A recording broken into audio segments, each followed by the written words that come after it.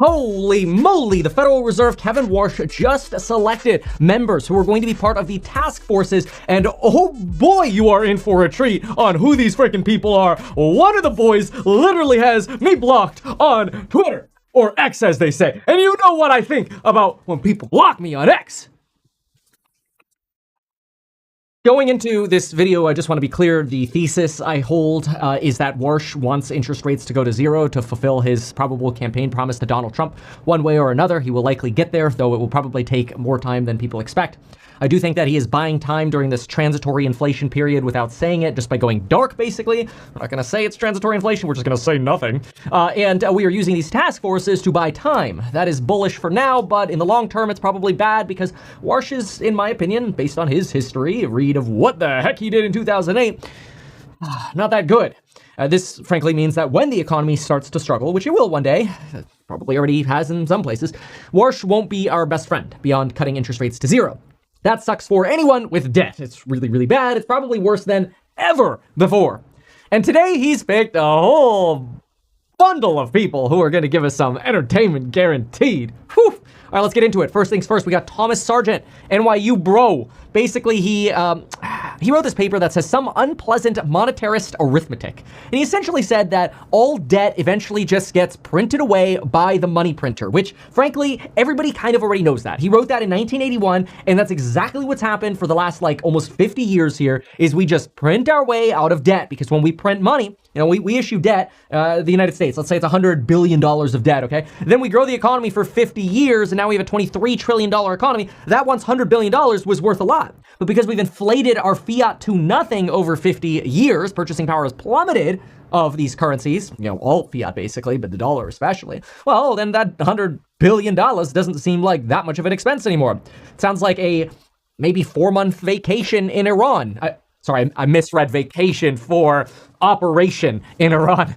But anyway, he's got some banger lines. Some of them, or my favorite out of the lines that he comes up with, are, quote, inflation died through the incredible regime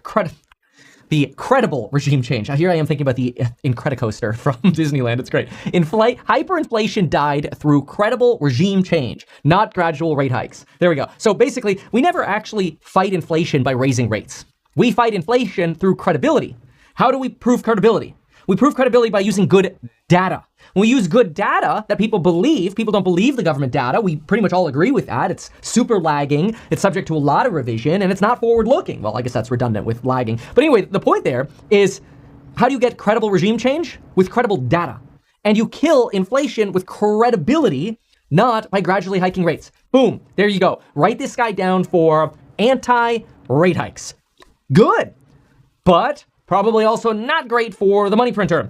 His overall message has been, you gotta get people to believe in the Fed, and it is not fair for us to just forward guidance our way out of problems. It's kind of an interesting take. He also believes that we should basically never monetize the debt, which is basically getting rid of the debt by running the money printer. That it would definitely be one heck of a change for the Federal Reserve, since that's what they always do. But Kevin Warsh doesn't have to pick up everything this guy says. So far, my takeaway from that first guy right there is credibility through better data, bring rates down, but stop running the money printer. You're gonna find that's a theme in just a moment. Greg Mancow. This is a Mancow. It's Mankiw. I'm not even gonna try again. It's probably not Mancow. We've been talking about avoiding tits. Yesterday, we were talking about the cow is milk dry through the great suckening. Anyway, this Greg guy from Harvard wrote the textbooks on a lot of Federal Reserve junk. In 2009, he wrote a column that the Federal Reserve should actually consider negative interest rates to stimulate the economy back.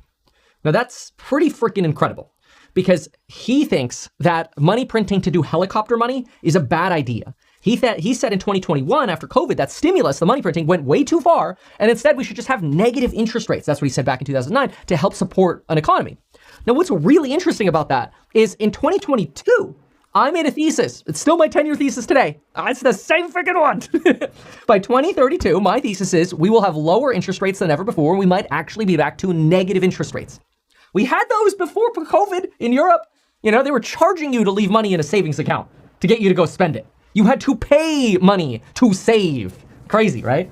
Anyway, he literally argued for negative rates to drive growth. And by doing that, you're not just blanket helicoptering money to everybody. You're saying, all right, look, we'll make borrowing costs really cheap. And whoever has the balls to actually borrow at the bottom of the economy, whoever has the big balls to turn this pile of shit into a rose garden, by all means, go borrow money at negative rates, because you deserve the profits if you can pull it off. Kind of interesting because it's been my thesis for 4 years now. Interesting.